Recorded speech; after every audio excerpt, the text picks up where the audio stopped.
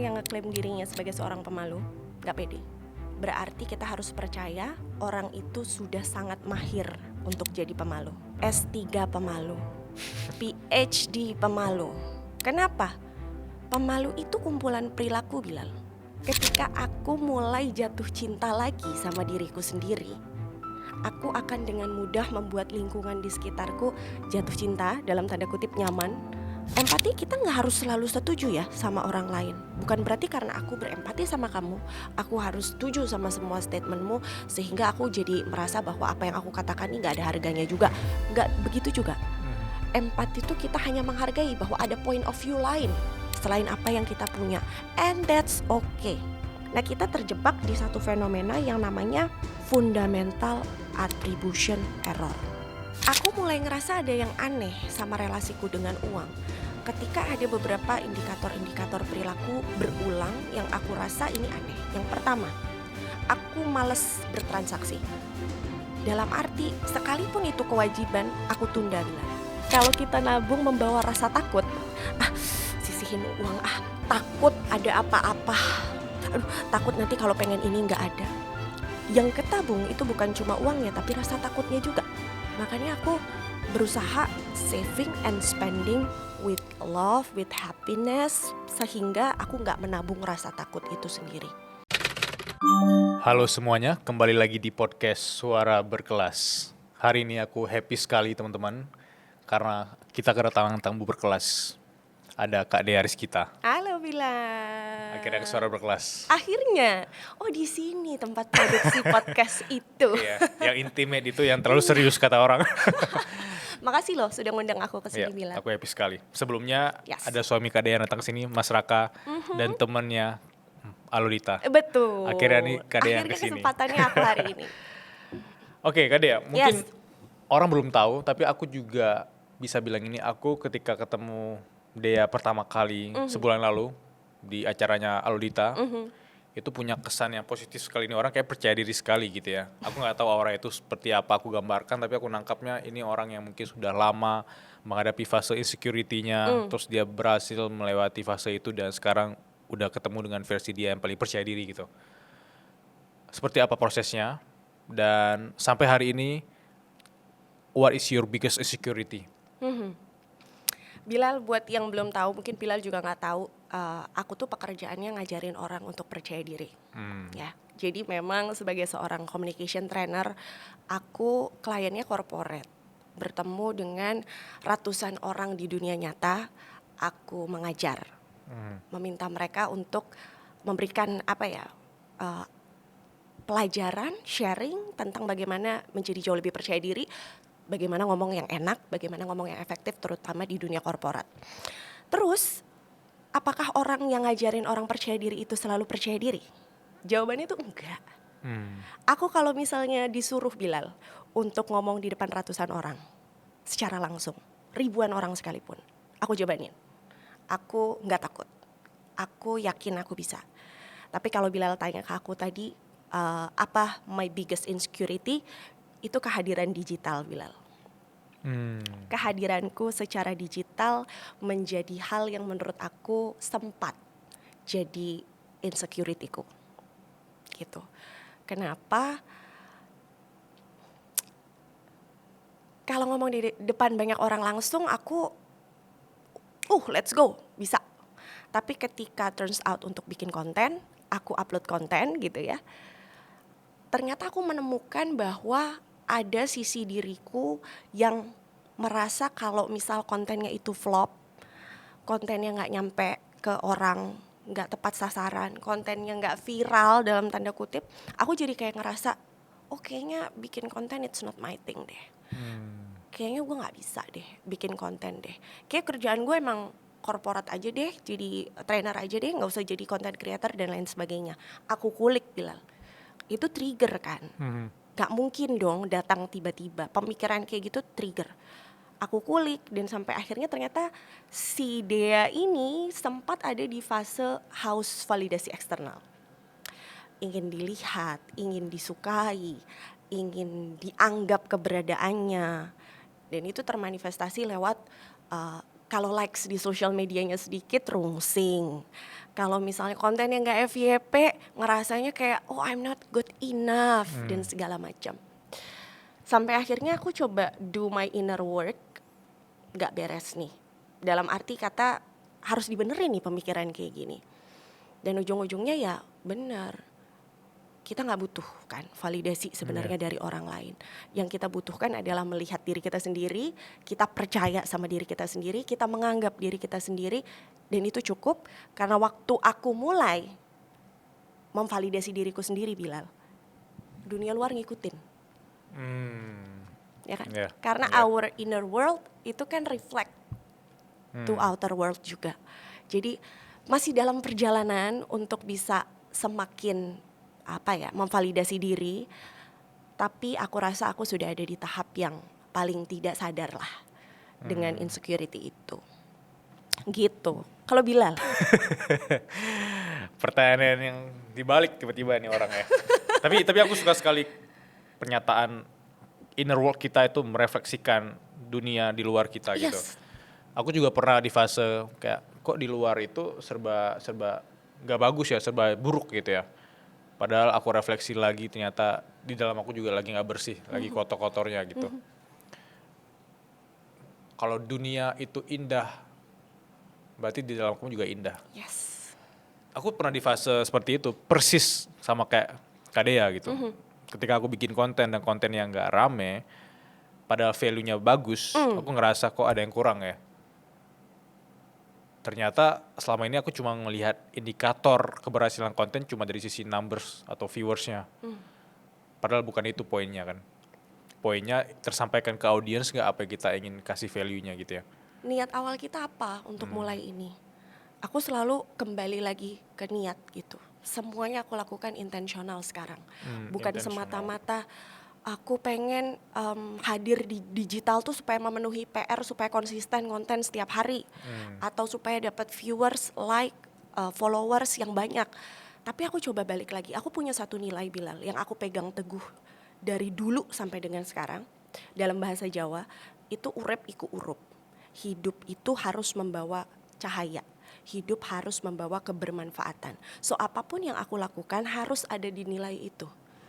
Ketika aku mengajar, aku memposisikan diriku untuk menebarkan cahaya ke orang. Lalu aku mikir, kenapa enggak itu juga dipakai pada saat aku bikin konten? Intensinya bukan lagi aku mengejar popularitas, bukan lagi mengejar fame, bukan mengejar angka, tapi aku menebar cahaya, menebar kebermanfaatan, menebar ilmu yang bermanfaat. Semoga jadi amalan jariah, kan pengennya begitu. Gitu. Sekarang kita balik ke sisi komunikasi dulu. Yang berhubungan sama kepercayaan diri. Di awal tadi aku berpikir bahwa kok bisa seorang dia itu ketemu orang mungkin dalamnya belum tentu happy terus, tapi tetap menebarkan sisi happy itu sehingga orang-orang yang mungkin lagi nggak happy juga dapat energi happy-nya gitu. Gimana bisa jadi seperti itu? Apakah ada teknik simple atau memang latihan keras yang dilakuin selama ini? Kalau pertanyaannya itu, Bilal, gimana? Apakah selalu happy terus? Tentu tidak. Di dalam sini pasti juga ada macam-macam gitu ya, pasti. Cuma pada saat aku berpikir bahwa aku mau ketemu orang, ini orang nggak punya hak untuk menerima basian apa yang terjadi di dalam dong. Ya dong. Ketika aku ketemu Bilal, maka aku harus dalam keadaan netral. Tapi bagaimana ya caranya supaya tetap terlihat percaya diri, supaya bisa menebarkan energi positif, supaya bisa kelihatan enak aja gitu dilihatnya. Balik lagi ke poin awal tadi, Bilal, enak dulu di dalamnya. Dan aku menemukan bahwa ketika aku mulai jatuh cinta lagi sama diriku sendiri, aku akan dengan mudah membuat lingkungan di sekitarku jatuh cinta, dalam tanda kutip nyaman, pada keberadaanku di sekitarnya. Ujung-ujungnya inner work lagi, Bilal. Jadi ya, kalau misalnya teman-teman mau percaya diri, ketemu sama orang baru, ini mungkin juga jadi trik ya. Mau bisa ngomong sama orang baru, mau nyaman ketemu orang tuh bisa nyaman ketemu sama kamu. Yang pertama, gak usah belajar dulu deh teknik komunikasi, gimana cara ngomongnya, gimana artikulasinya, gimana intonasinya. Coba praktekkan dulu ke diri kita sendiri. Dalam arti, kita kalau ketemu orang itu selalu mempersiapkan diri. Wah, gue mau harus ngomong apa ya? Pakai intonasi yang seperti apa ya? Gue harus memilih katanya gimana supaya nggak salah, right? Tapi coba kita tanya, kalau lu ngomong sama diri lu sendiri tuh kedengarannya kayak apa? Karena percaya atau enggak, kita adalah orang yang mulutnya paling jahat sama diri kita sendiri. Karena kita nggak ada yang denger, Bilal, kalau kita ngebatin. Kita kalau ngumpat diri sendiri, yang denger cuma kita. Jadi bebas, unfilter. Mau ngomong apa juga bebas. Masalahnya yang kita batin itu tetap kedengeran sama telinga kita dong. Dibawa ke alam bawah sadar dong. Dianggap sebagai sebuah kenyataan dong. Dan itu yang kejadian. Terefleksi lewat energi yang kita bawa setiap kita ketemu orang lain. Gimana orang mau nyaman, gimana orang mau ngelihat kita sosok yang percaya diri kalau sebenarnya kita nggak percaya amat sama diri kita sendiri. Aku ada momen dimana beberapa kali let's say naik pesawat, tiba-tiba kan di samping kita nggak kenal orangnya siapa gitu. Jadi aku kasih kayak self-limiting belief-nya, kasih label ke kepala aku bahwa aku introvert, jadi aku harus nunggu dia yang respon dulu atau dia yang menyapa dulu gitu ya. Di posisi itu aku terus berpikir dan aku membisikkan di kepala aku bahwa aku pengen nyapa biar ada komunikasi, biar siapa tahu dia orang yang kemudian jadi teman, kan kita nggak pernah tahu kan. Opportunity ya. Ya kita nggak pernah tahu. Gimana caranya atau teknik simpel apa yang bisa seorang Dea sampaikan ke aku dan ke teman-teman di sini yang mungkin sebenarnya kita mau ngobrol sama orang atau kita tahu kalau orang ini sebenarnya mau juga ngobrol sama kita, tapi tanggung jawab di kita untuk open discussion sama dia gitu. Gimana? Pasti kalian sendiri udah tahu jawabannya apa dong. Do it. Orang tuh berpikir ketika ngobrol sama orang baru harus tiba-tiba ngomongin isu negara, harus tiba-tiba isu global. Kagak. Nggak harus ngomong yang seperti itu, nggak harus kayak kesannya harus pakai topik yang sangat amat bermutu nih untuk bisa membuka conversation sama orang gitu. Enggak. Kalau misal mau tips mudahnya, bahkan kita bisa pakai nonverbal gesture. Gimana? Untuk membuka kalau kita itu welcome. Caranya gimana? Simply, ini mungkin untuk teman-teman yang introvert gitu ya. Ini nggak menguras energi kok cara ini, tapi kita bisa mencoba ini untuk bisa terlihat ramah dan juga untuk bisa membuka peluang kita ngobrol sama orang baru. Ketemu nih papasan sama orang di bandara, kita lagi antri, terus kita duduk di jendela, yang di tengah udah ada orang. Ini kan biasanya orangnya akan berdiri dulu dong untuk kita masuk. Paling kita bilang apa sih? Permisi Pak, makasih Pak, gitu ya. Tapi sebelum kata itu keluar dari kita, coba untuk pertama angkat alis kita sambil senyum ke dia. Gak usah ngomong, Bilal. Gak susah kan? Di situ kesannya kita welcome untuk ngobrol. Karena bisa jadi orang baru itu juga ada di posisi kita. Iya makanya. Iya gak? Ada di posisi kita yang aduh kagok, mulai gak ya? Dan lain sebagainya. Kenapa gak kita jadi orang yang mulai duluan? Dan kalaupun ada penolakan dari orang lain, gak apa-apa juga. Bukan berarti mulai saat itu terus kamu memutuskan untuk oke, mulai sekarang karena gue ditolak, gue gak akan lagi deh ngajak ngomong orang sembarangan. Gak gitu juga. Jadi gak rugi kan ngangkat alis sambil senyum. Iya, aku setuju sekali di kata-kata takut ditolak, takut gagal, takut dikacangin. Dan takut-takut itu yang kemudian duplikasi ke takut berikutnya. Sehingga let's say besok aku tiba-tiba naik pesawat lagi, aku ketemu dengan orang, aku akan mengulangi hal yang sama. Tapi ketika aku mencoba untuk kayak tadi do it atau sesimpel aku senyum dan memperkenalkan halo saya Bilal, tidak ada penyesalan sebenarnya. Iya kan? Iya. Iya kan? Dan kita nggak tahu kemana ini akan membawa kita loh. Benar. Sebelah kita ini siapa, opportunity apa, atau obrolan apa yang akan kita dapat, kita nggak akan pernah tahu. Jadinya ya udah, ya nggak rugi juga kan. Dan worst case skenario-nya apa sih kalau ditolak? Worst case skenario-nya apa? Kalau misalnya kita dikacangin? Nggak ada ya? Nggak ada. Kalaupun ngerasa kagok, ngerasa awkward, ngerasa krik-krik gitu ya, flightnya 2 jam doang, habis itu nggak ketemu lagi. Iya nggak sih? Ya. So do it. Do it. Kalau masuk ke dunia panggung atau memang harus dituntut untuk tampil di depan umum, pasti ada rasa juga takut dianggap aneh, dianggap gagal, dianggap cringe. Kalau tiba-tiba seorang Dea yang tadi katanya aku pede aja gitu ngomong di depan publik, tiba-tiba disuruh maju ke panggung, aku pede aja, beda sama bentuk ketika harus bikin konten gitu. Untuk orang yang nggak pede nih, sesuai dengan pengalaman kamu, harusnya seperti apa dan apa yang bikin mereka kemudian bisa lebih percaya diri, sesimpel ketemu orang sampai di level ngomong di depan ribuan orang. Menarik Mila. Kalau ada orang yang ngeklaim dirinya sebagai seorang pemalu, nggak pede. Berarti kita harus percaya orang itu sudah sangat mahir untuk jadi pemalu. S3 pemalu, PhD pemalu. Kenapa? Pemalu itu kumpulan perilaku, Bilal. Oke. Berarti kalau dia sudah mengklaim dirinya sebagai seorang pemalu, berarti dia sudah mempraktekkan perilaku-perilaku orang malu dalam jangka waktu tertentu. Masalahnya dipraktekannya berapa lama? Perilaku orang malu apa sih? Menghindari kontak mata, menghindari basa-basi, nggak mau membuka percakapan duluan dan lain sebagainya gitu ya. Perilaku itu diterapkan 5 tahun, 10 tahun, atau seumur hidup. Gimana nggak jago, Bilal? Dan kenapa kok dia, orang-orang teman-teman kita yang menganggap dirinya pemalu, melakukan perilaku itu nggak datang tiba-tiba, Bilal. Bilal punya CV nggak? Punya. CV kita mostly seputar educational background, pengalaman, skill, pencapaian, ya. Dan CV itu bisa bikin kita dapat pekerjaan, true. Tapi untuk bertahan di satu pekerjaan, kita butuh CV yang lain. CV ini namanya personal CV. Isinya adalah nilai-nilai, belief, kepercayaan yang kita bawa, yang kita download daripada masa pengasuhan kita waktu kecil, dan kita jadikan pedoman hidup hingga saat ini.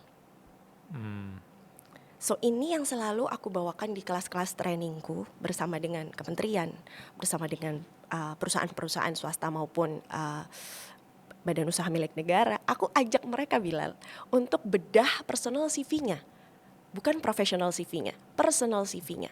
Nilai-nilai apa yang tertanam di masa kecil terkait komunikasi yang membentuk diri kita jadi seperti hari ini. Contohnya gimana sih, Mbak De? Ada anak yang waktu kecil itu tidak mendapat ruang untuk berbicara. Karena kalau beropini tandanya ngelawan. Karena kalau beropini gak boleh, masih kecil. Ini urusan orang tua. Ya. Berakhir menjadi anak yang silent is gold. Silent is gold. Belief ini dibawa, Bilal, sampai dia besar. Sampai dia dewasa.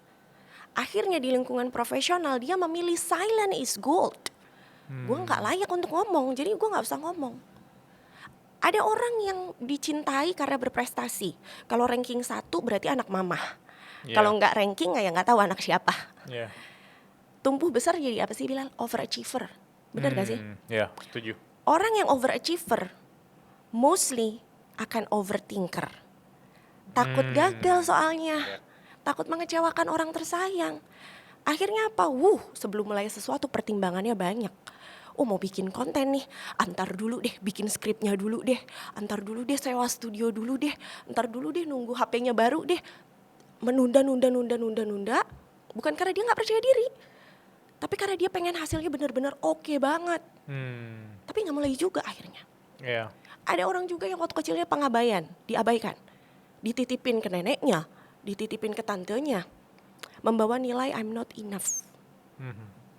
Akhirnya apa? Waktu besar di dunia kerja, di dunia profesional, saat harus manggung dalam tanda kutip di karir mereka masing-masing, mereka ngerasa gak selayak itu. Lah ini kan ada nilai-nilai yang kita download di masa kita diasuh pada saat kecil, masalahnya kita terapkan nih, kita bawa dan kita anggap benar. Kalau profesional CV aja kita upgrade terus, masa iya personal CV enggak? Ya gak sih? Karena nilai-nilainya udah gak relevan, udah beda. Dan udah gak sama. Jadi kemarin baru aja, Bilal, aku ngisi di salah satu kementerian. Aku minta mereka menjawab 3 pertanyaan yang untuk menggali si personal CV ini. Ada peserta yang mengaku bahwa ketika kecil dia itu terpaksa harus menurut Karena anak yang baik adalah anak yang nurut, which is good. Oke. Maksudnya oh ya, oke.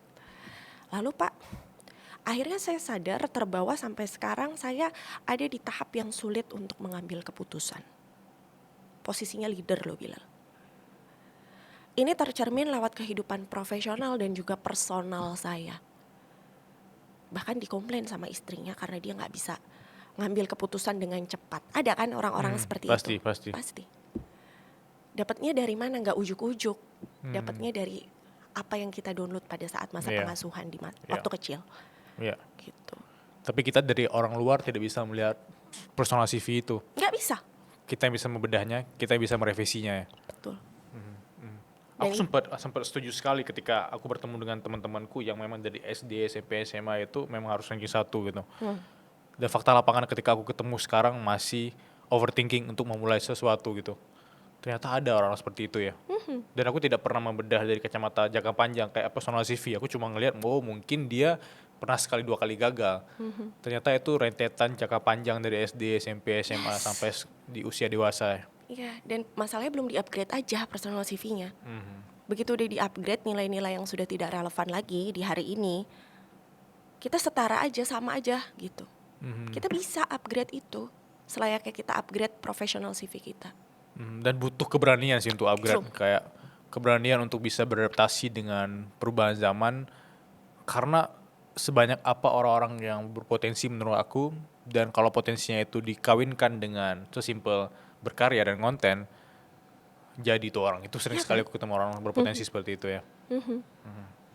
Dan di fase ketika orang overachiever tadi ada perasaan yang pernah aku rasakan juga gitu. Misalnya karena kita selalu di puncak, let's say kita selalu duduk di peringkat 1, ketika tiba-tiba kita jatuh ke peringkat 2, itu gagal, kita merasa sih paling gagal. Akhirnya aku berusaha beradaptasi dengan POV bahwa aku dari peringkat 101 upgrade ke peringkat 100 itu lebih happy rasanya kan. Yes. Padahal 2 ke 100 kan jauh sekali. Jauh gitu. banget. Tapi feel ketika kita dewan mentality berani untuk memulai lagi, itu justru lebih happy dibandingkan harus terus-terusan di 1 terus, tiba-tiba jatuh ke 2 kita merasa gagal. Dan kita nyaman di 1 itu kan sesuatu yang terkondisikan Bilal. Nggak ada, dari awal kita nggak mengenal bahwa 1 itu tuh paling bagus, 1 itu tuh paling oke, 1 itu tuh paling bombastis. Kita nggak punya konsep itu awalnya. Tapi itu kan dikondisikan. Gitu. Jadi karena kita paham ini bukan berarti kita menyalahkan bagaimana kita diasuh di masa lalu ya Bilal. Dalam arti apa yang dilakukan oleh keluarga, orang tua ataupun lingkungan pengasuhan kita, itu udah yang terbaik yang mereka bisa lakukan pada saat itu. Di tengah keterbatasan resource dan lain sebagainya. Bisa jadi ketidaksempurnaan yang kita anggap mereka lakukan kepada kita itu adalah bentuk cinta tertingginya mereka. Bisa jadi. Jadi bukan tugas kita lagi untuk menyalahkan ini salah siapa, kenapa gue jadi begini. Tapi gimana kita akhirnya merevisi nilai-nilai tadi yang kita rasa udah gak relevan lagi deh kayaknya. Gitu. Gimana obrolan kami tadi? Seru ya? Bagi kamu yang mau nonton offline podcast Suara Berkelas, kita ada special event khusus untuk teman-teman berkelas yang serius mau join. Penasaran? Bisa klik link di deskripsi. Sampai jumpa. Itu sangat relate kalau kita ngomongin tentang perintis kali ya. Kayak orang-orang yang dari kecil diberi kenyamanan dan ketika dunia menampar mereka di fase dewasa malah kaget gitu ya. Mungkin kita ketawa karena kita sama-sama merintis. Dan bagi teman-teman yang gak tahu juga, Kak Dea juga katanya pernah punya hubungan yang spesial sekali dengan uang. Dan bagi teman-teman yang menonton ini aku rasa sangat relate. Gimana seorang Dea sekarang yang juga seorang perintis mendefinisikan hubungan dia dengan uang gitu. Apakah dulu pernah konflik banget dengan uang dan sekarang udah baikan sehingga lebih awet, dan seperti apa proses dan fasenya dengan uang? Aku baru mesra kembali sama uang itu di 2 tahun terakhir selama hidupku ya Bilal. Baru 2 tahun terakhir itu aku benar-benar berteman mesra dengan uang. Sebelumnya ketika dengar kata uang, yang aku pikir langsung ada sensasi tubuh kayak dek di dada dan di kepala, langsung pusing. Padahal uangnya ada Bilal. Padahal uang ada ya? Padahal uangnya ada. Aku mulai ngerasa ada yang aneh sama relasiku dengan uang. Ketika ada beberapa indikator-indikator perilaku berulang yang aku rasa ini aneh. Yang pertama, aku males bertransaksi. Dalam arti, sekalipun itu kewajiban, aku tunda, Bilal. Contohnya? Bayar mbak, bayar listrik, bayar modem, bayar tagihan. Aku tunda. Padahal uangnya ada? Uangnya ada. Oke. Uangnya ada, Bilal. Dan anehnya lagi, hal yang wajib malah lo tunda. Padahal lo tahu lo akan ngeluarin itu juga. Wah, pernah ngerasain itu. Ya, Ya. itu satu. Yang kedua, buka m-banking. Pusing. Dalam arti Bilal baru masukin kode masuk m-banking, kepala nih rasanya udah berat. Dan yang ketiga, yang pasti kita semua mungkin juga pernah merasakannya, gak suka ngelihat angka di saldo berkurang. Iya. Kalau angka depannya berubah, rasanya tuh kayak, ini gak beres buat aku, Bilal. Kenapa? Karena aku ngerasanya aku tidak menikmati hidup ini. Kenapa? Aku ngerasanya dikungkung rasa takut, rasa kurang. Sampai akhirnya aku coba, gimana ya cara untuk menyembuhkan relasiku dengan uang. Aku coba berbagai cara. Aku sampai ambil NLP untuk diriku. Bukan untuk praktek, tapi untuk diriku sendiri. Aku ambil hipnoterapi. Gimana caranya relasi dengan uang ini membaik. Ujung-ujungnya aku dipertemukan dengan personal CV tentang keuangan. Gimana tuh? Di mana ada nilai-nilai yang aku download pada saat kecil tentang uang yang aku anggap benar dan aku bawa hingga aku dewasa. Contohnya, kita hidup harus prihatin ya. Kita harus irit ya. Kita orang tua cari uang itu susah. Kaki jadi kepala, kepala jadi kaki untuk nyekolahin kamu dan lain sebagainya. Duh, gak punya uang. Mau beli ini, gak punya uang. Simply Bilal, aku dan suamiku, dua orang berbeda, dua luka berbeda tentang uang. Aku adalah tipe orang yang kalau makan di restoran hanya pesan satu menu dan satu minum. Sedangkan suamiku ketika pergi ke restoran, dia pesan hidangan pembuka, dia pesan main course, dia pesan dessert, dia pesan minum. Itu manifestasi dari luka yang berbeda. Untuk lukaku, aku memang terbiasa, ya minum tuh gak aneh-aneh, es teh manis aja Bilal. Kalau ada minuman warna-warni, passion, fruity, apa, no, es teh manis. Di situ aku mulai ngerasa kayaknya ada sesuatu yang aneh deh dari relasiku sama uang. Uangnya ada, tapi aku selalu merasa kurang. Terus aku perbaiki dan ketemu rootnya adalah belief lama. Akhirnya aku ganti beliefnya. Aku ganti. Kalau dulu pernah di keadaan susah, sekarang udah enggak. Kalau dulu mungkin teman-teman ada yang merasa kecilnya hidupnya miskin misalnya. Kan sekarang udah beda hidupnya sama dulu. Iya.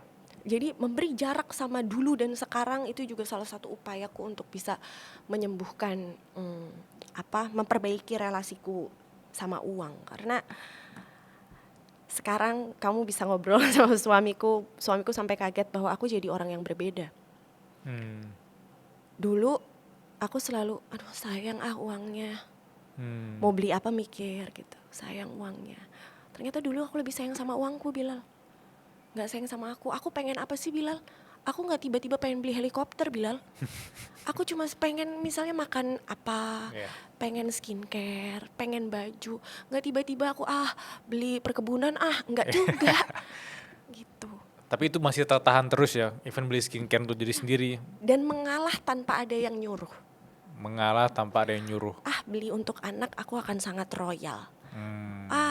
Misalnya anakku ada buku baru, oke aku belikan.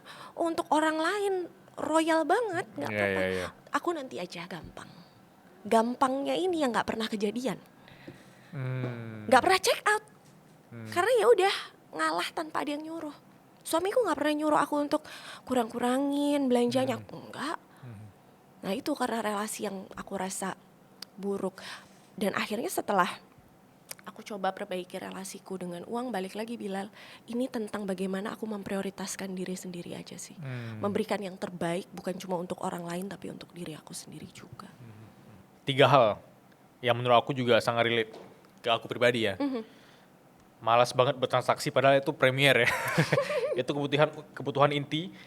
Yang kedua ketika buka M-Banking ya, itu kayaknya pusing banget karena tidak nyaman gitu harus buka M-Banking dan kita tahu saldo kita segini. Kalau ada kurang tiba-tiba kita bisa emosi. Yang ketiga, ketika kita ngelihat saldo kita berkurang, berarti ada yang salah dengan hidup kita. Apakah aku melakukan kesalahan ya sehingga saldo aku berkurang ya? Itu pernah di fase itu gitu. Dan 3 hal ini sangat relate bagi orang-orang yang sebenarnya punya luka dengan uang kan. Ya. Tapi transisi apa yang kemudian bikin Dea itu lebih dewasa terhadap uang dan punya relasi yang lebih bagus dengan uang? Apakah karena dorongan suami atau terlatih ngelihat suami yang lebih royal gitu ya? Atau memang tadi emang kata-kata kuncinya ketika mulai memprioritaskan diri sendiri doang atau ada hal lain? Banyak resource-nya untuk bisa sampai ke tahap ini. Mulai dari baca buku, mulai dari melihat suamiku, mulai dari tumbuh bersama, mulai dari banyak lah ikut pilihan-pilihan pemulihan gitu. Yang lucu di statement yang nomor 1 Bilal, yang tadi kita menunda. Ya. Yang menunda itu uangnya ada, kewajiban. Kenapa ya kita tunda? Itu sempat jadi pertanyaanku. Kenapa aku menunda? Apa yang lagi aku tunda? Karena bukan berarti aku nunda. Bahkan aku bisa nunda kayaknya jam 3 aja deh transfernya. Iya, aku pernah gitu juga ya. What's the point? Apa? Ternyata aku langsung, waktu aku mikir begitu, aku langsung dipertemukan sama satu buku, We Need Your Art, Amy McNee. Dia bilang gini, orang yang menunda itu bukan orang yang malas. Orang yang menunda itu orang yang takut. Pertanyaannya, kamu lagi lari dari apa? Kan kita takut kehilangan ya. Kita takut ngerasa gak aman, Bilal. Aku gak tahu kalau Bilal, tapi kalau aku merasa aku takut ada di posisi yang gak secure, gak safe. Yeah. Sehingga itu ngelit untuk akhirnya menunda barang 2 jam, Bilal. Perasaan itu ditunda. Oh, ternyata ya jadi sadar. Ternyata aku tuh takut. Aku sedang lari dari perasaan takut tidak aman. Gitu. Dan ya udah, aku sempat juga ngeliat gitu ya buku, podcast seputar uang dan segala macam. Uang itu kan cair ya Bilal. Iya. Dan ya emang hukum alamnya sudah begitu. Yang cair memang harus mengalir. Memang harus. Kalau ditampung doang gini nggak akan nambah juga. Nggak akan terus jadi luber juga, enggak. Enggak. Kalau makin kenceng kita tampungnya juga nggak akan ngapa-ngapain uangnya. Memang segala sesuatu yang cair memang harus mengalir. Dari situ ketika aku bertransaksi, ketika aku saving, itu base-nya udah bukan lagi fear, tapi base-nya love. Jangan pikir kalau kita bisa nabung, itu udah checklist, berarti hubungan kita terhadap uang udah beres. Enggak, Bilal. Kita harus lihat perasaan apa yang ikut waktu kita nabung. Kalau kita nabung membawa rasa takut, sisihin uang, takut ada apa-apa. Takut ada apa-apa. Takut nanti kalau pengen ini nggak ada. Yang ketabung itu bukan cuma uangnya, tapi rasa takutnya juga. Kalau spending takutnya ya oke lah. Tapi kalau saving kadang kita juga takut. Makanya aku berusaha saving and spending with love, with happiness, sehingga aku nggak menabung rasa takut itu sendiri. Menurut aku itu sangat krusial membentuk aku sekarang berelasi dengan baik dengan uang. Ada beberapa cara yang aku lakukan, Bilal, untuk menjaga state ini supaya tetap stabil. Dan ini mungkin kalau teman-teman dengar akan terdengar halu. Tapi ini membantu aku. Jadi kalau kamu mau praktekkan juga ya kenapa enggak. Yang pertama, aku selalu bawa uang cash. Selalu bawa uang cash. Yes. berapapun jumlahnya, aku selalu bawa uang cash. Kita sekarang hidup di era digital di mana kita terbiasa cashless. Ya. Dan kadang suka terlontar di mulut kita, duh gue gak ada duit nih, gue gak ada cash nih. Ada nggak duitnya? Ada kan sebenarnya, tapi nggak kelihatan. Bentuk uang cash itu sebenarnya supaya aku ngerasa aman, bahwa aku bawa uang, aku punya uang, ada nih kelihatan. Itu satu. Yang kedua adalah aku karena ada uang cash ini, aku membiasakan diri untuk mahir memberi.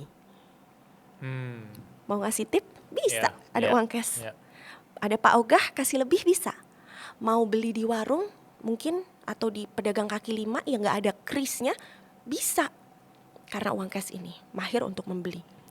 Dan yang ketiga, ketika aku mengeluarkan uang berapapun jumlahnya itu Bilal, aku selalu bilang dalam hati, uang ini aku keluarkan untuk kebaikan dan akan kembali padaku 10 kali lipat.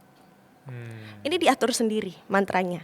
Mau 10 kali lipat, 100 kali lipat, terserah. Tapi yang biasa aku lakukan gitu Bilal, 10 kali lipat. Percaya atau enggak? Dan semuanya ringan banget Bilal. Habis itu uang jadi suka sama aku. Uang jadi datang. Wow. Karena aku punya vibrasi yang sama dia. Gitu. Wow, itu deep sekali karena aku juga baru mengalami ini 2 atau 3 tahun terakhir kali ya. Karena aku juga sebelum merantau ke Jakarta sangat sensitif dengan uang gitu. Bisa orang tua tiba-tiba request ini, aku malah kenapa harus aku ya gitu tuh. Itu ada perasaan-perasaan yang sebenarnya bukan karena orang tuanya tapi karena aku dengan uangnya gitu. Tapi berjalan waktu karena orang terdekat aku, pasangan aku juga orang yang mungkin kayak tadi kadang ke masyarakat, mereka tuh ternyata lebih wise dengan uang. Akhirnya aku belajar bahwa ternyata memang semakin kita spending untuk kebaikan itu emang akan datang dalam bentuk kebaikan dan lebih tak terduga lagi. Kita nggak bisa mengkalkulatorkan itu gitu. Bener, kalkulatornya Tuhan tuh udah nggak ada yang ngalahin.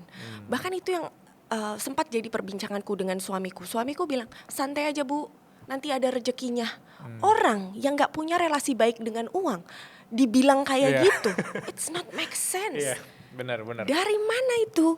Tapi ketika kita coba memperbaiki, ya memang akan ada rezeki itu. Dan rezeki itu tuh selalu bentuknya macem-macem. Setuju. Gak melulu bentuk fisik uang itu ya. Itu yang kita harus peka juga, bahwa keberlimpahan datang lewat berbagai bentuk.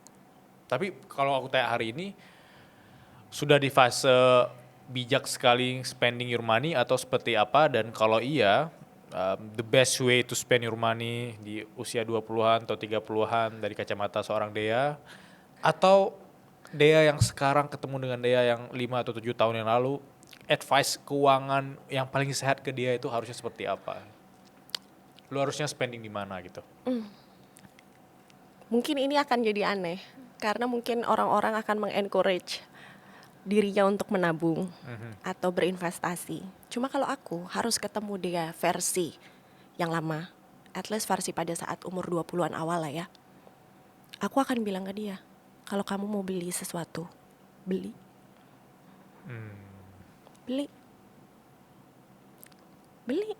Ada kan uangnya? Beli. Karena orang yang kaya kita gak akan boros, Bilal. Kita orang yang gak bisa boros. Justru kebalikannya, bisa pelit. Dan parahnya pelitnya sama diri sendiri. Gitu loh. Jadi kalau aku ketemu dia lagi, yang lagi galau, perkara mau beli sepatu, dia nunggu, kira-kira ntar aja dia kalau diskon, gitu kan. Padahal pas nanti diskon ya belum tentu ada tuh sepatu kan. Aku akan ngomong sama dia, beli Nek, beli. Selama duitnya ada, selama kita lakukan itu berkesadaran, selama kita butuh, beli. Udah, beli. Dan itu yang aku lakukan sekarang. Again, berkesadaran pasti. Kalau aku tanya ke versi dia sekarang nih, yang sekarang mindful ya, yang sekarang dia sadar, yang sekarang dia sehat, waras. Amin. Apa rencananya ketika melihat 2026 dan apa refleksi dia ketika melihat 2025? Apakah ada fase-fase yang ingin dihilangkan di 2025 untuk kemudian di-upgrade lagi di 2026, dan gimana secara seorang Dea untuk bisa melakukan transisi yang sehat 2025 ke 2026? Karena semua orang kan ngomongin tentang resolusi. Dan aku sempat ketemu kontennya Kak Dea, nggak cuma ngomongin resolusi, tapi kita harus melakukan refleksi juga kan di Yes. 2025 gitu. Seperti apa itu? Apakah ada kaitan juga dengan uang, kepercayaan diri, dan lain-lain? Kalau misalnya ngomongin resolusi, kita nggak bisa cuma berhenti pada hasil atau berhenti pada outcome-nya mau apa, mau rumah, mau mobil, mau jabatan tertentu, mau berapa uang. Nggak terkotak-kotak hanya sampai di situ dong. Tapi yang ini bikin jadi menarik adalah ternyata kita bisa merencanakan 1 tahun ke depan itu seperti apa lewat berbagai lapis dimensi kehidupan kita. Ya. Nggak cuma pencapaian kita, tapi mulai dari hal-hal sedetail bagaimana kita berpenampilan, bagaimana kita membawa diri, bagaimana cara kita menyayangi diri kita, spending uangnya mau kemana, me time-nya mau kemana, dan lain sebagainya. Kalau boleh cerita, tahun 2025 ini adalah tahun terbaikku seumur hidup, Bilal. Wow. Tapi aku nggak achieve apa-apa. Dalam arti nggak ada sesuatu yang aku naik panggung, terima piala. No, nggak. Aku pernah dapat piala. Aku pernah jalan di panggung internasional. Aku pernah jadi perempuan tercantik di masanya. Tapi pada saat itu menurut aku bukan tahun terbaikku. Aku pernah ada di stasiun TV untuk ngisi sitkom reguler setiap weekend. Aku pernah ada di momen-momen di mana nampaknya itu momen terbaik seseorang, tapi ternyata enggak. Justru tahun ini 2025 adalah tahun terbaik di hidupku. Dan aku pengen menjadikan 2026 tahun yang terbaik juga. Makanya aku kenapa kemarin sempat bikin satu konten. Menurut aku itu aku beneran konten intuisi. Malam hari aku kepikiran, paginya aku langsung take dan langsung aku upload. Dan rame juga ya. Dan rame juga. Di situ aku cuma membagikan ritual apa yang aku lakukan di tahun 2024 yang aku lakukan untuk menyambut 2025 sehingga bisa jadi tahun terbaik, which is terbukti di aku. Pertama, true Bilal, reflection. Apa yang bisa kita pelajari. Tapi bukan cuma apa yang bisa kita pelajari. Apa kemenangan kita di tahun ini juga penting. Orang kalau berefleksi banyak berpikir bahwa berarti yang buruk-buruknya nih yang harus aku cek. No. Yang baiknya juga harus dicek dong. You need to give yourself appreciation too untuk hal-hal sederhana yang berbau keberhasilan. Reflection, your winning moment, your lowest moment, and then your old version of you yang gak mau dibawa ke 2026 apa.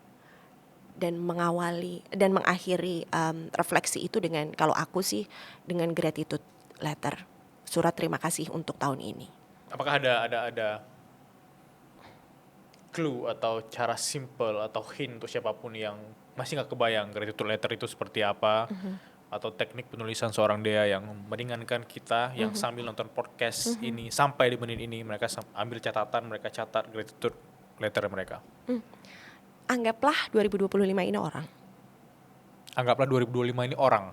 Oke. Ketemu kita mau bilang apa sama dia? Terima kasih. Mau bilang terima kasih atas apa yang sudah diberikan. Terima kasih atas pelajaran apa yang sudah diajarkan. Dan apa yang kiranya membuat dia spesial di mata kita. Karena pasti ada. Sekeos-keosnya 1 tahun, pasti ada momen di mana kita bisa mengapresiasi tahun itu. Sama layaknya sama orang. Senyebelin-nyebelinya tuh orang, pasti ada sisi positifnya juga tuh orang. Benar. Right?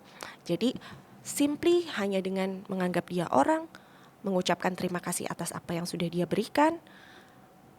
Coba cari tahu tentang, mungkin ada pelajaran-pelajaran tersembunyi yang kita dapat juga di tahun ini. We need to say thank you too. Dan yang terakhir, ya udah, hal positif apa yang menggambarkan tahun ini. Itu pun aja udah cukup, Bilal. Dan kita bisa jumping ke another ritual. Aku juga bisa simpulkan seorang Dea sangat happy dan bersyukur di tahun 2025 itu karena kamu kayaknya banyak memenangkan hal-hal di inner world kamu lagi kan. Balik lagi ke poin inner world tadi gitu ya. Karena kalau dari sisi dunia luarnya mungkin yang tadi pencapaian, mungkin piala, mungkin panggung yang megah dan segala macam. Tapi kalau aku pernah di fase happy sekali dengan diri aku, justru bukan persis yang kayak kamu bilang, bukan di fase wah 2025 nih banyak piala, viewsnya tinggi, audiensnya luar biasa. Enggak gitu juga. Aku ingat fase-fase ketika merintis dari nol dan nobody knows my words itu justru itu titik terhappy loh. Kayak kalau diingat lagi wah kayak sacrifice atau momen-momen suffering itu seru sekali gitu. Tapi pada saat itu kayak aku nggak tahu kemana tapi berat sekali hidup ini gitu ya. Dan itu apresiasi yang kita rasakan ketika sudah di puncak, justru apresiasi yang beranjak tadi, merakit Momennya tadi. kita jadi mengapresiasi momen merakit itu kan. Is there any goals di 2026? Apakah ingin lebih dekat dengan diri sendiri atau ada hal yang ingin dicapai, apakah nulis atau apapun itu? 2026 goals aku, intensi aku mungkin lucu ya buat beberapa orang. Aku mau jadi lebih santai. Lebih santai. Yes. Oke. Aku mau jadi lebih santai, aku mau jadi lebih tenang, aku mau jadi lebih aku mau jadi lebih punya vibrasi yang sama dengan keberlimpahan, dan aku mau semakin bisa membagikan cahaya ke banyak orang lewat berbagai cara, lewat berbagai platform. Nah, dengan goals itu sebenarnya bisa diturunkan lewat berbagai aktivitas kan Bilal. Aku datang ke sini, aku ngisi podcast bersama dengan Bilal, aku bikin konten, aku misalnya mencoba bikin produk digital, aku bikin kelas online. Nah, itu termanifestasi lewat perilaku-perilaku kecil yang doable. Iya dong. Santai tapi bisa doable. Dalam arti ketika gini Bilal, aku pengen santai dalam arti aku punya ritme kerjaku sendiri. Aku tidak mau ngoyo, aku tidak mau di 2026, which is sudah aku lakukan di 2025. Aku gak mau ngoyo, aku mau berserah kemana ini akan membawaku, tapi aku akan tetap berusaha. Dan goals intinya adalah sebenarnya aku ingin menebar manfaat ke jauh lebih banyak orang lagi. Selama ini aku merasa aku sudah cukup memberi manfaat, diundang ke kementerian ngajar manfaat, diundang ke perusahaan apa ngajar manfaat, bikin konten ngajar manfaat. Ternyata setelah dipikir-pikir banyak cara untuk nebar manfaat itu, gak berhenti sampai di situ aja. Dan itu tantangan untuk aku untuk mau belajar hal baru lagi. Mulai dari belajar gimana cara ngonten yang benar sih sebenarnya. Bilal, dulu aku bikin konten Instagram TV, Bilal. Instagram TV tuh nggak ada editan, nggak ada wut. Nggak, Bilal. Instagram TV, Bilal. Kayak lagi live beneran ya. Yes, Bilal. Dan itu works banget. Pada tahun itu 2020. Ya, aku ingat. Ya, works sekali. Dan aku mulai ngonten tuh di tahun 2020 itu, yang beneran konten untuk bikin public speaking. Tapi sekarang aku bisa ngaku bahwa selama ini cara yang aku pakai nggak berubah dari 2020. Niatku mau sharing jatuhnya jadi boring, Bilal. Karena aku nggak ngerti perubahannya ini tuh gimana. Jadi aku pengen 2026 pun aku jadi jauh lebih banyak bisa belajar, supaya bisa menebar manfaat ke orang yang lebih luas lagi. Menebar manfaat. Ada satu manfaat ya ketika aku konsumsi kontennya Kak Dea, yaitu ketika ngomongin tentang analogi sepatu gitu. Yes. Let's say aku pakai ukuran sepatu aku 40, tapi ada temanku yang ukuran 36, aku memaksakan diriku untuk masuk ke sepatu dia 36 gitu. Tapi ternyata sakit juga kaki aku luka gitu. Bisa jabarkan ke kita orang-orang yang mungkin tidak paham analogi itu, dan konteksnya ke kehidupan seperti apa, konteksnya ke cara kita berempati terhadap dunia seperti apa gitu. Kalau teman-teman mungkin udah pernah lihat podcast kontenku yang Bilal sebutkan, aku di situ bilang bahwa kalau ukuran kaki aku 39, aku nggak bisa memaksakan orang dengan ukuran kaki 36 untuk nyaman pakai sepatu aku. True. Dan kalaupun ukuran kaki kita sama, aku yang suka pakai heels nggak bisa memaksa Bilal untuk pakai heels. Ya, semua orang pakai sepatu, tapi bukan berarti satu sepatu cocok untuk dipakai sama semua orang. Itu analogi sederhana untuk aku kemarin menjelaskan empati. Empati adalah kemampuan untuk menempatkan diri kita di posisinya orang lain. Empati beda sama simpati. Simpati kita hanya merasa kasihan saja, merasa iba, that's it, cukup. Kalau empati di dalamnya ada actionnya, Bilal. Gitu. Itu yang membedakan. Terus maksudnya gimana Mbak Dia terkait dengan empati? Empati kita nggak harus selalu setuju ya sama orang lain. Bukan berarti karena aku berempati sama kamu, aku harus setuju sama semua statementmu sehingga aku jadi merasa bahwa apa yang aku katakan ini nggak ada harganya juga. Nggak begitu juga. Empati itu kita hanya menghargai bahwa ada point of view lain selain apa yang kita punya, and that's okay. Nah, kita terjebak di satu fenomena yang namanya fundamental attribution error, di mana kita selalu menganggap diri kita itu kompleks sedangkan orang lain itu simple. Misal, ada orang yang di kantor tuh marah aja. Kita akan melihat orang itu langsung kita pukul rata. Ya emang dia karakternya begitu. Ya emang dia pemarah. Tapi kalau kita ada di posisi yang marah-marah itu, kita akan buat bahwa kita tuh marah ada alasannya. Sedangkan nampaknya alasan itu tuh tidak dimiliki orang lain. Orang lain gak berhak untuk punya alasan tertentu. Nah ini yang bikin kita gak empati kan sebenarnya itu. Kita shortcut untuk menganggap orang lain tuh ya udah simple aja. Kalau dia marah, ya emang dia orangnya begitu. Kalau misalnya dia menolak diajak pergi atau hangout, ya emang dia gak asik. Tanpa mencari tahu sebenarnya apa yang terjadi sih di balik itu. Gitu. Pasti akan ada alasannya kan. Gitu. Empati. Dan musuhnya sebenarnya empati itu adalah assumption. Kita suka berasumsi Bilal sama orang, bukannya berempati. Dalam arti kadang-kadang kita belum nanya, kita udah punya keputusan di dalam kepala bahwa orang tersebut tuh sedang mengalami A. Oh orang tersebut marah, oh orang tersebut tuh bete. Tapi kita gak nanya, gak punya keberanian untuk kayak ask a question, sebenarnya apa yang dia rasakan, butuh apa dari saya bisa bantu apa, kamu mau saya hadir saja atau saya beri advice.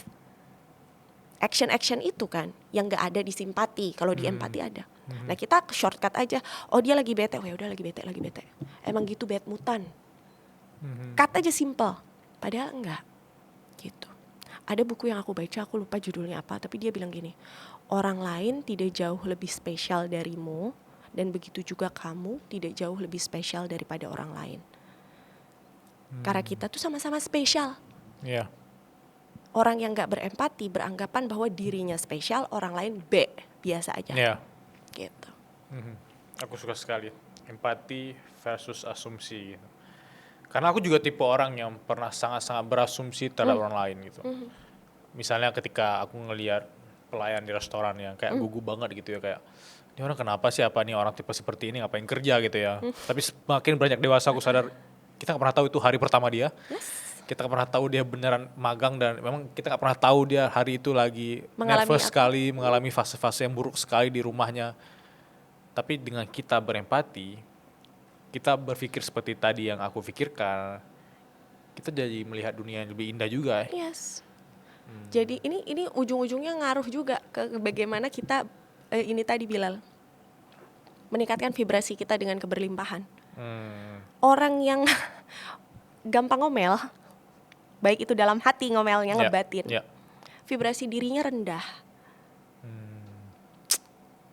Gimana sih gitu aja kok gak bisa, gimana sih niat kerja gak sih, itu kan dumel-dumel dalam hati kan. Sebenarnya kan vibrasinya kita turun juga. Dan kalau kita mau meningkatkan vibrasi diri kita, simply dengan bilang oh, misal pelayannya mungkin di restoran rada-rada lelet, Oke. Ada orang yang nyerempet misalnya yang udah hampir ketabrak, Oke, mungkin dia buru-buru. Dan itu yang pada akhirnya selain bikin berempati, kita pun dapat manfaatnya untuk menjaga vibrasi kita supaya gak bocor kemana-mana. Di zaman kreators ekonomi kayak sekarang, semua orang berlomba-lomba untuk hasilin cuan dari dunia digital. Tapi faktanya nggak semua orang tahu bahwa kita bisa menghasilkan uang dari satu website builder doang. Kita bisa jualan kelas, bikin digital produk, book konsultasi, sampai bikin e-book, bikin tulisan-tulisan atau karya-karya kita dijual langsung dan orang semua bisa ke sana untuk langsung check out di sana. Jadi kita bisa sambil tiduran 24 jam kita tidak harus mengontrol website builder tersebut, tapi uang bisa tetap masuk dari karya kita. Aku bakal kasih solusinya. Solusinya ada di Link ID atau Linkit dan aku udah pakai Linkit sejak tahun 2022 dan itu memudahkan sekali kalau kita sebagai kreator menghasilkan uang dan semua orang bisa akses karya kamu di sana. Misalnya kamu penulis kayak aku. Kamu bisa bikin e-book, even orang-orang bisa konsultasi sama kamu dengan bikin appointment di sana. Dan mereka bisa menentukan jadwalnya, menyesuaikan dengan jadwal kita sebagai penulis. Bahkan yang menariknya, meskipun kamu belum punya produk digitalmu sendiri, kamu bisa affiliatein produk orang di Linkit. Dan itu luar biasa banget. Banyak kreator-kreator di luar sana nggak punya produk sendiri, tapi bisa hasilin 2 digit, 3 digit per bulan di Linkit. So, bagi teman-teman yang belum bikin Linkitnya, tunggu apa lagi? Langsung bikin sekarang. 3 pertanyaan dari teman-teman suara berkelas untuk Kak Dea Rizkita. Yes. Pertanyaan pertama, nama Instagramnya nggak bisa dipencet. Iya, kalian bisa cek beneran ada namanya nggak bisa dipencet. Gak bisa dipencet ya, bagus dia namanya ya. Kak Dea, gimana kalau kita punya impian yang jauh dan terbalik dari ekspektasi orang tua kita, tapi mereka sebenarnya sayang sama kita dan khawatir, makanya mereka tidak setuju dengan impian kita. Terima kasih. Sebenarnya mungkin pertanyaan ini lebih cocok dijawab sama Bilal kali ya. Kalau menurut aku. Coba kalau kamu tanya sama aku nggak bisa dipencet, aku akan tetap jawab juga. Nanti mungkin Bilal mau nambahin juga boleh. Dia menanyakan pertanyaan yang dia tuh sudah tahu juga jawabannya sebenarnya. Kadang bentuk penolakan dari orang tua memang bisa jadi adalah bentuk kasih sayang. Benar gak sih? Kayak yang tadi aku bilang bahwa mungkin ketidaksempurnaan orang tua kita itu bentuk cinta tertinggi mereka yang mereka tahu itu. So kalau aku pribadi ditanya seperti itu, yang bisa aku sarankan adalah coba dikomunikasikan. Mereka itu khawatir, mereka itu tidak mengizinkan, bukan hanya semata-mata mereka rese, tapi mereka nggak tahu tentang apa mimpi-mimpimu sebenarnya. Mimpimu jauh, ya sejauh apa? Mimpinya dijabarkan ke mereka. Dalam arti apa maksudnya? Dijabarkan itu harus pro dan kontranya ya, bukan hanya pronya doang. Kadang kita ketika meminta persetujuan dari orang tua kita tuh kita hanya memberikan yang pronya saja. Oh ini tuh bagusnya begini loh mah, ini kalau begini loh bu, dan lain sebagainya. Tapi kan kalau kita mau benar-benar menenangkan mereka juga, kita mau memberikan reassurance bahwa aku sudah tahu pro kontranya, tenang. Ini semua terprediksi, misalnya seperti itu ya. Mereka akan jauh lebih tenang juga kok. Jadi menurut aku seberapa sering, seberapa pernah kamu mengkomunikasikan mimpi besarmu itu sama orang tua. Karena kalau yang dikomunikasikan hanya di permukaan, mereka bisa jadi nggak tahu Bilal. Iya sih. Mimpinya apa, sebesar apa. Bagaimana caranya sampai ke sana?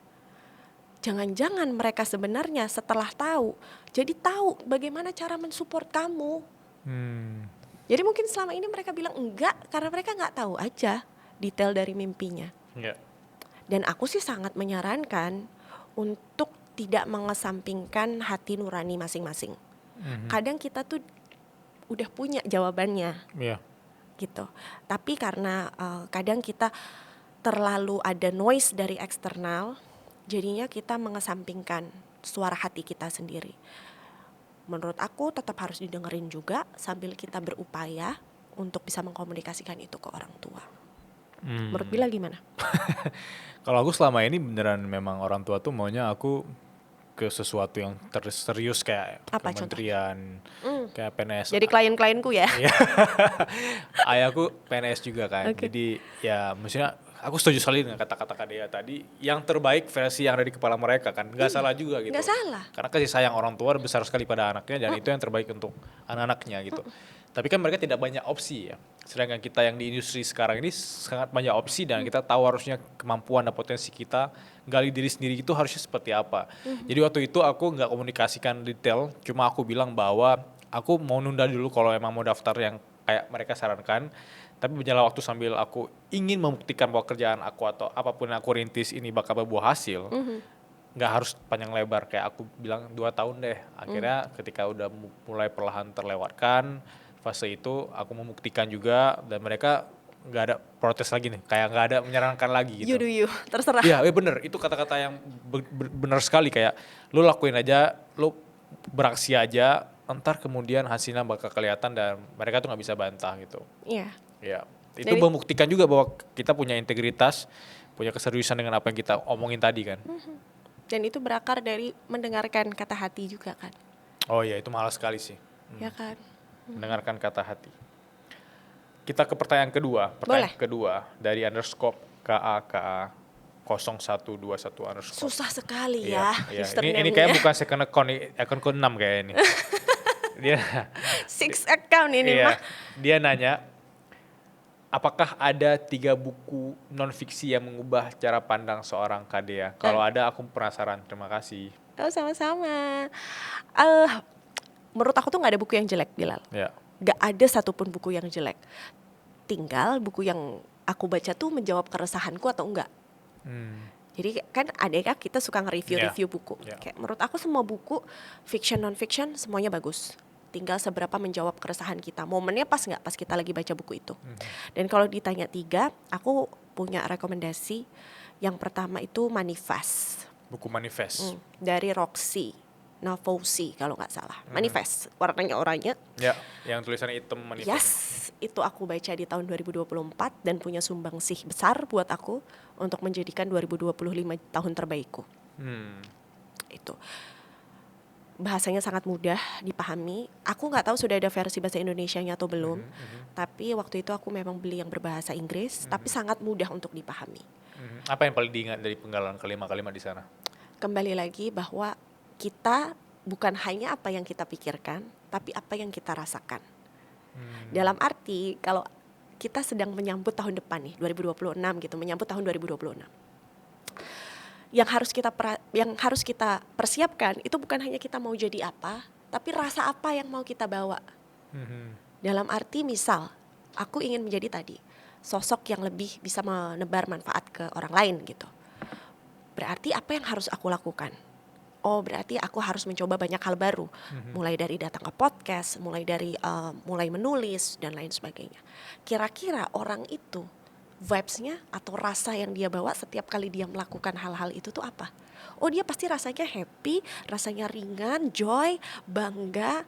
Rasa itu kan harus di-embody juga. Dan ketika kita sudah meng-embody rasa itu, ya udah makin ringan aja. Jadi si buku itu mengajarkan aku tentang membuat version, your future self version. Mau jadi versi terbaik yang seperti apa. Mulai dari perasaan sampai dengan tindakan. Berikutnya. Kitab Sejuta Umat, yang semua orang membacanya. Aku gak tahu apakah teman-teman membacanya juga. Tapi aku yakin lah banyak yang sudah membaca. Dan kabar baiknya sudah ada bahasa Indonesianya.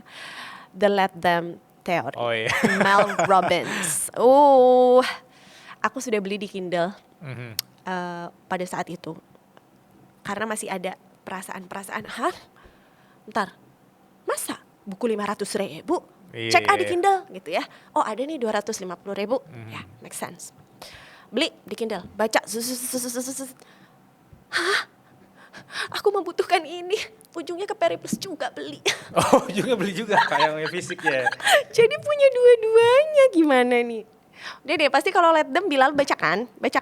Ada direkomendasiin sama Malu juga waktu itu. Iya kan? Yes, that's good, very good. Apa yang paling diingat versi dia? Let Me. Gak berhenti di Let Them. Iya. Jadi kita memang tidak bisa mengkontrol orang lain. Oke, kita terima perasaan orang, perilaku orang, perkataan orang. Let them. Tapi kan ternyata gak hanya berhenti di let them ya Bilal. Di buku itu diajarin let me bring the power back to me, ke hal yang bisa kita kendalikan. Nah, menurut aku proses let me itu tuh banyak di skip sama kita. Mungkin untuk yang let them sudah banyak orang yang sadar kayak ya udahlah terserah, ya udah kalau kamu begitu ya udah gitu. Tapi setelah ya udah kan ada ya udah yuk nih akunya gitu, let me-nya. Itu part yang menurut aku paling paling menggerakkan aku gitu. Dan yang terakhir, Dan yang terakhir, ini buku sangat amat lucu kisahnya. Jadi dia tuh judulnya Your Unique Path to Wealth. Your Unique Path to Wealth. Ini karyanya Eric John Campbell. Bukunya ini Kamu gak yakin ada di Indonesia? nggak ada. Oh, Bukunya ini aku beli via e-commerce, via Amazon dari US. Aku kirim ke Jakarta. Harga buku dan ongkirnya mahalan ongkirnya, Bilal. Thank you. boleh tahu? Jadi buku itu mengajarkan tentang bagaimana berelasi yang baik sama uang. Bagaimana ketika uang itu banyak, bukan berarti kita jadi orang jahat kalau punya uang banyak. Kadang aku nggak tahu kamu atau teman-teman, tapi ada dogma-dogma yang bilang bahwa orang kaya tuh, kalau orang kaya tuh gitu tuh, kayak kesannya menjadi kaya tuh sesuatu yang negatif. Oh iya, Ya. Kayak menjadi kaya tuh seperti hal yang kayak nggak boleh gitu kita kaya, karena nanti kayak begitu tuh. Iya. Begitu betulnya isi sendiri ya. Tapi di buku itu tuh diajarin bahwa uang itu adalah bahan bakar untuk kita. Uang bahan bakar untuk kita untuk bisa hidup di versi terbaik diri yang ujung-ujungnya memberikan manfaat untuk orang lain juga. Jadi uang ibarat kata tools aja yang bikin kita bisa berkarya, yang bikin kita bisa berdaya. Dan uang bukan satu-satunya, tapi menjadi tools yang membantu kita untuk bisa punya hidup versi terbaik, sehingga bisa menebar manfaat, membawa manfaat untuk lebih banyak orang lagi. Gitu. Iya sih, aku sempat mikir juga ya, kenapa dulu kalau ada sesuatu yang misalnya rumahnya gede sekali gitu, atau mobilnya mewah gitu, kita langsung berasumsi bahwa kayak ini pasti sesuatu yang bad gitu ya, sesuatu yang negatif dilakukan oleh orang itu, makanya dia kaya gitu ya. Setelah kita pikir-pikir lagi, bisa jadi ya, emang karena antara envy atau memang ada luka terhadap diri kita yang kita nggak kaya, sehingga kita bisa menuduh orang itu seperti apa, kenapa seperti itu gitu ya. Semua balik-balik lagi ya bilang Iya. ke dalam diri kita. Iya. Kita ke pertanyaan ketiga dari Maisa.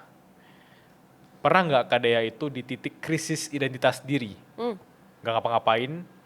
Dan kalau iya, dalam waktu berapa lama? Dan apa yang dilakuin untuk bisa bangkit kembali? Mari kita buka momen-momen itu di mana aku sama sekali tidak menjadi apa-apa. Dalam arti aku berhenti main social media, aku berhenti ambil training, aku berhenti bikin konten, aku berhenti keluar rumah. Itu momen terendah banget di hidup aku. Mungkin untuk beberapa orang ketika menjadi seorang ibu adalah momen yang paling membahagiakan. Aku juga. Tapi di momen itu benar-benar aku diuji, Bilal. Di mana perjalanannya gak mudah. Saat menjadi seorang ibu pertama kali, lalu aku didiagnosa postpartum depression atau depresi pasca melahirkan. Aku, si overachiever ini, yang terbiasa mendapatkan apa yang dia mau, yang terbiasa semuanya itu serba perfect, tiba-tiba ada di lingkup motherhood yang unpredictable.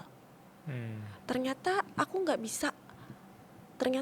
bisa menerapkan overachiever itu di kehidupan menjadi seorang ibu, karena semuanya unpredictable. Itu yang ngelit aku hingga sampai akhirnya jadi terdiagnosa PPD. Semuanya pengennya perfect.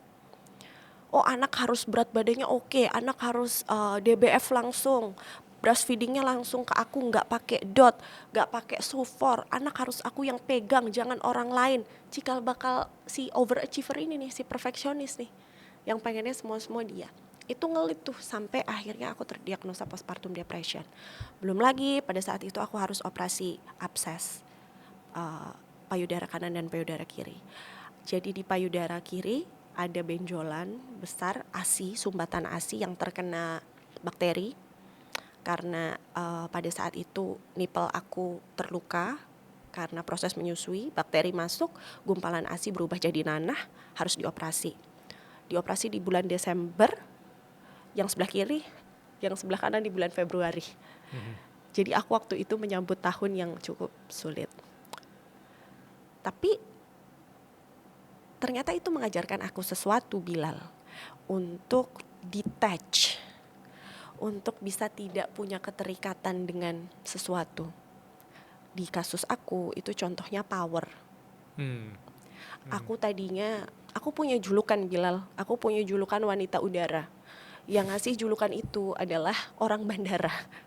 Yang selalu ngelihat aku setiap hari, setiap minggu pasti ada momen aku ke bandara. Karena aku bisa aja ke Lampung, ke Riau, itu aku PP aja. Seminggu berapa kali, terbang ke sana kemari, ngisi training ke sana kemari dan lain sebagainya. Tak, momen aku harus di rumah, punya peran baru, punya beradaptasi dengan hal-hal baru dan hal-hal yang terjadi padaku. Di situ aku belajar bahwa ternyata memiliki keterikatan pada sesuatu itu yang ngelit aku untuk nggak happy. Jadi kalau aku mau happy, ya udah aku harus melepaskan keterikatan itu. Ya aku coba lepaskan keterikatanku dengan power, ya udah nggak apa-apa. Apa nih yang mau aku pilih nih pada saat itu ya? Apa yang mau aku pilih di momen terendah? Mau milih jadi ibu bekerja, mau milih jadi ibu yang stay di rumah. Dua-duanya gak ada yang salah, Bilal. Dalam arti gak ada yang lebih baik juga. Tapi kan ini pilihan. Dan gak ada yang nyuruh. Suamiku membebaskan, orang tuaku juga membebaskan. Akhirnya aku, ya udah aku fokus untuk 2 tahun full menjaga anakku aja. Walaupun itu pun menjadi momen yang tadi, momen gak ngapa-ngapain. Gak ngapa-ngapain berarti momen gak berkarya ya. Menjadi ibu mah ya ngapa-ngapain banget. Cuma instead berkarya, keluar, mencapai sesuatu itu enggak. Tapi aku fokus ke anakku di 2 tahun. Tapi setelah momen itu justru kayak refresh dan lebih segar kembali ketika memulai merintis berkarya lagi ya. Karena di momen 2 tahun itu juga reset. Dalam arti kata kayak aku melakukan banyak hal untuk makin ngobrol sama diriku sendiri. Kayak ini aku kenapa sih dikasih sakit-sakitan begini? Ini kenapa sih rasanya kok susah banget? Ini kenapa sih? Ternyata ya udah aku diingatkan untuk tidak terlalu banyak mengkontrol sesuatu. Ya udah lepasin aja, jangan terlalu banyak kontrol. Anak pertama, perintis pula, ya kan? Perantau juga. Kalau bisa ngontrol semua nih, udara juga kalau bisa aku kontrol bilang. Ternyata gak bisa. Nah itu aku di momen 2 tahun gak ngapa-ngapain itu, aku diingatkan untuk melepaskan keterikatan pada apapun yang terlalu mesra nampaknya sama aku. Power, daya, berdaya gitu ya. Terus ingin mengontrol segala sesuatu. Aku melakukan banyak deep talk justru ketika aku sedang ada di fase terendah yang gak ngapa-ngapain. Dan menyadari bahwa harusnya itu kita let them. Let them.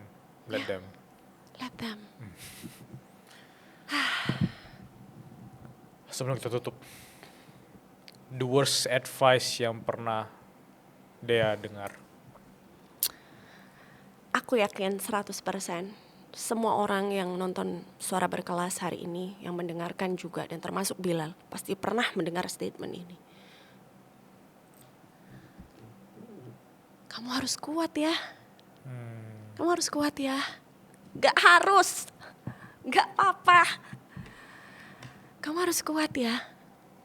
Biasanya banyak nih rentetannya. Kamu harus kuat ya. Kamu kan contoh. Kamu kan jadi contoh. Kamu kan harapan kita. Pokoknya gitulah. Intinya yang kamu harus kuat ya.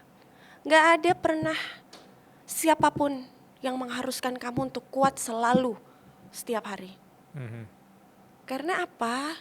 We're human. Gak bisa kita kuat terus. Dan aku karena terlalu mengimani kata-kata aku harus kuat, akhirnya aku selalu merepress setiap emosi-emosiku, Bilal. Aku beranggapan bahwa istirahat itu tuh adalah dosa. Aku beranggapan kalau aku tidak ngapa-ngapain, itu berarti aku adalah perempuan yang gagal. Tidak produktif berarti aku salah. No, enggak. Dan aku merasa ketika aku sadar bahwa hidup ini penuh dengan dinamika, kadang bisa bersemangat, kadang ada waktunya kita istirahat, and that's okay.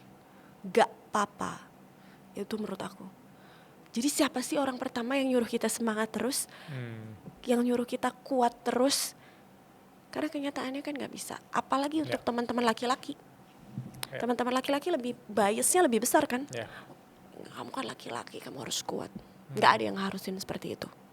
Begitu juga dengan teman-teman perempuan.